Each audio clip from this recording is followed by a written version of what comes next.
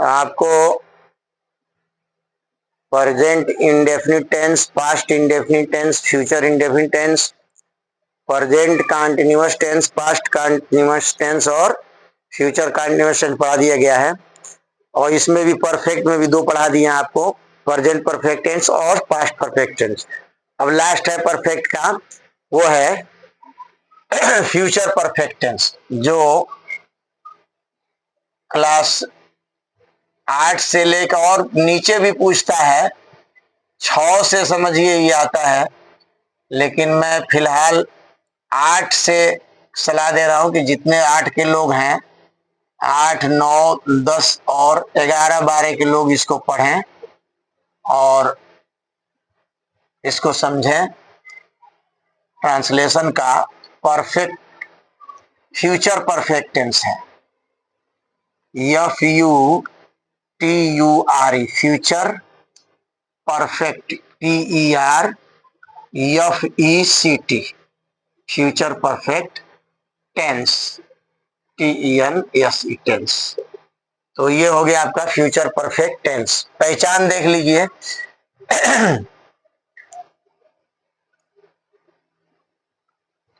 पहचान है जिन वाक्यों के अंत में चुका होगा,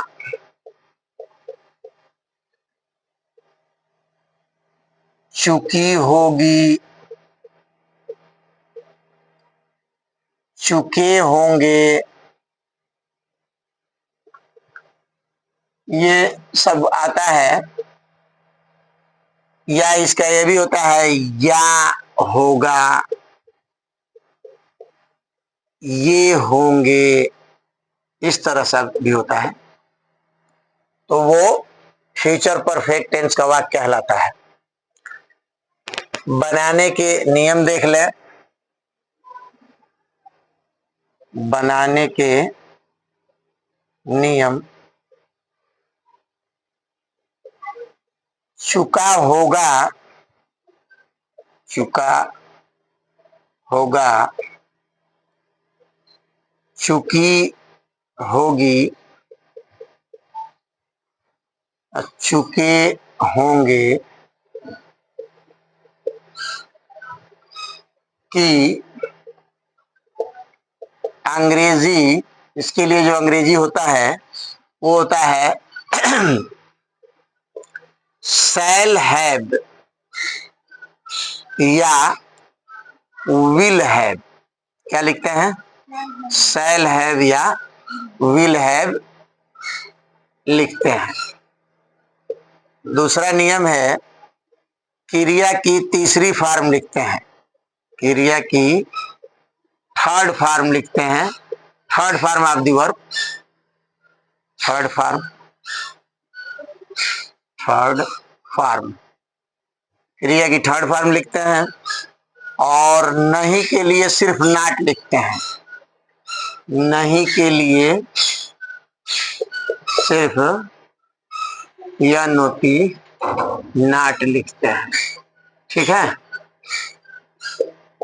और चौथा नियम होगा, पहले सब्जेक्ट लिखेंगे, सब्जेक्ट के बाद जो है शैल हैव या विल हैव, शैल हैव या विल हैव लिखेंगे और प्लस क्रिया की तीसरी फॉर्म लिखेंगे, थर्ड फॉर्म, और प्लस ऑब्जेक्ट OBJECT ऑब्जेक्ट।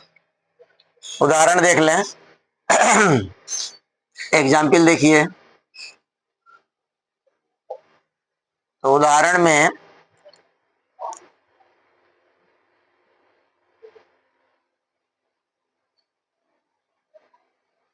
वह स्कूल, देखिए एक तरह का उदाहरण लेने से मेरा जो मतलब ये है कि एक तरह की लेने से आसानी से समझ में आ जाएगा, उसके बाद उस पर कोई भी बन जाएगा आराम से। जैसे आप वह स्कूल जा चुका होगा, अगर इसको आप बना लेते हैं तो वह बाजार जा चुका होगा, राम खाना खा चुका होगा, मोहन क्रिकेट खेल चुका होगा, राम फुटबॉल खेल चुका होगा। तो उस पर सब बन जाएगा आराम से, कोई दिक्कत नहीं होगी आपको। तो वह स्कूल जा चुका होगा, तो इसका हो जाएगा, पहले हिंदी पूरा ले लें। वह स्कूल नहीं जा चुका होगा। अब तीसरा होगा, क्या वह स्कूल जा चुका होगा। और चौथा होगा, क्या वह स्कूल नहीं जा चुका होगा। और इसी का इंट्रोगेटिव भी होगा, वह स्कूल क्यों जा चुका होगा। और लास्ट होगा, वह स्कूल क्यों नहीं जा चुका होगा। ये 6 तरह का वाक्य ही बनते हैं, एक टेंस में 6 तरह का वाक्य बनता है। वह बाजार जा चुका होगा, वह बाजार नहीं जा चुका होगा, क्या वह बाजार जा चुका होगा, क्या वह बाजार नहीं जा चुका होगा, वह बाजार कब जा चुका होगा या क्यों जा चुका होगा, वह बाजार क्यों नहीं जा चुका। किसी तरह सब टेंस में आपको हम 6 दिए हैं, 6 ये बना लीजिए, सब बन जाएगा आप आराम से।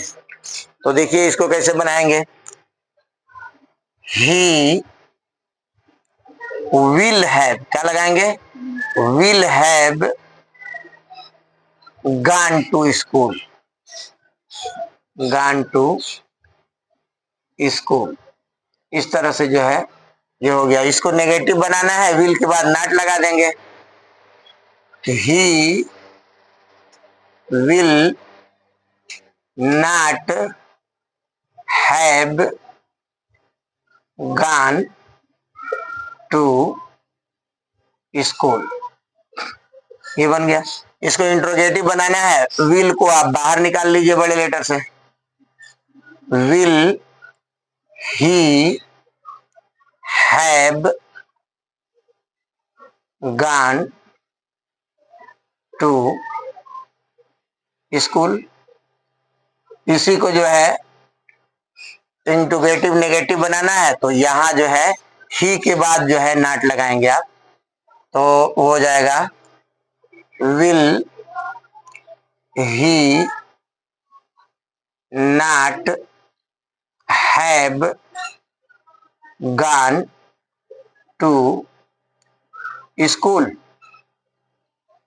अब इसको इंट्रोगेटिव भी बनाना है, तो इसके पहले वाई लगा दीजिए, दोनों के पहले वाई लगा के, ये वाई लगे WHY, why will have, why will he have gone to school. अब इसको नेगेटिव बनाना है, तो यहां ही के बाद आप नॉट लगा देंगे, यहां हैव से पहले वाई उतार लीजिए वैसे ही। Why will he not have gone to school. तो इस तरह से जो है आपका ये सब बन जाएगा total.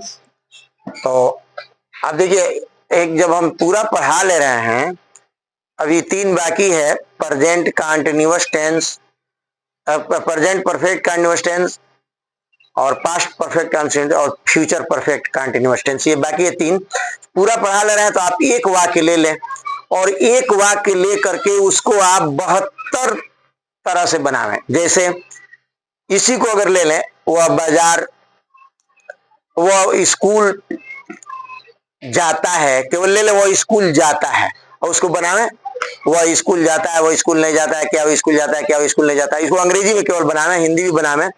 He goes to school, he does not go to school, does he not go to, why does he go to school, why does he not go school. फिर उसको पास्ट में बनावे, he went to school, he did not go to school, did he go to school, did he not go to school, why did he go to school, why did he not go to school। फिर उसको बनावे आप future में, he will go to school, he will not go to school, will he go to school, will he not go to school, why will he go to school, why will he not go to school। फिर उसको present continuous tense में बनावे, he is going to school, he is not going to school, is he going to school, is he not going to school, why is he going to school, why is he not going to school। फिर उसको past continuous में बनावे, he was going to school, he was not going to school, was he going to school, was he not going to school, why was he going to school, why was he not going to school। फिर उसको past future continuous में बनावे, he will be going to school, he will not be going to school, will he be going to school, will he be not going to school, why will he be going to school, why will he be not going to school। इस तरह से आप सब tense बनाएं, he has gone to school, he has not gone to school। इस तरह से जब 72 तरह से इसको बना लेंगे आपको बढ़िया ट्रांसलेशन आ जाएगा बनाना।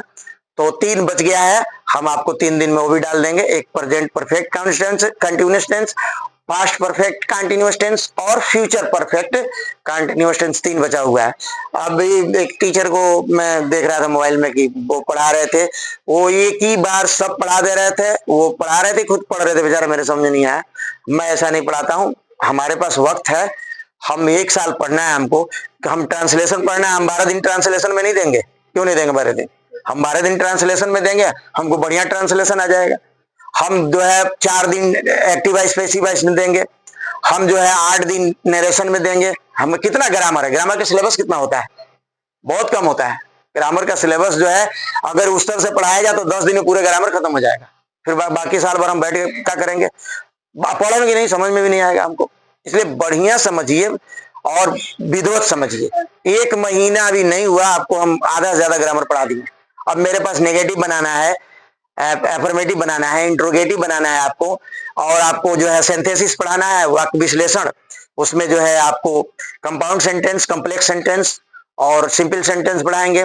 उसके बाद आपको जो है साइनोनिज्म है, एंटोनिज्म है, ये थोड़ा बहुत छोटे छोटे चीजें हैं, आपको हम पढ़ा देंगे। तो कुल मिलाकर के 1 से 1.5 महीने में आपको पूरा ग्रामर हो जाएगा। अब रह गया केवल जो है आपका किताब से क्वेश्चन आंसर याद करना, लिखना, ये हम आपको समझा देंगे। आपकी अंग्रेजी जो है 8 से लेके और 12 तक तैयार हो जाएगा। इसको बढ़िया से लिखिए और लिख करके इसको याद करिए। और आप लोग भी आके कल टेस्ट दीजिएगा इसका, आप लोग भी उतार लीजिए, ठीक है? चलिए रहने दीजिए।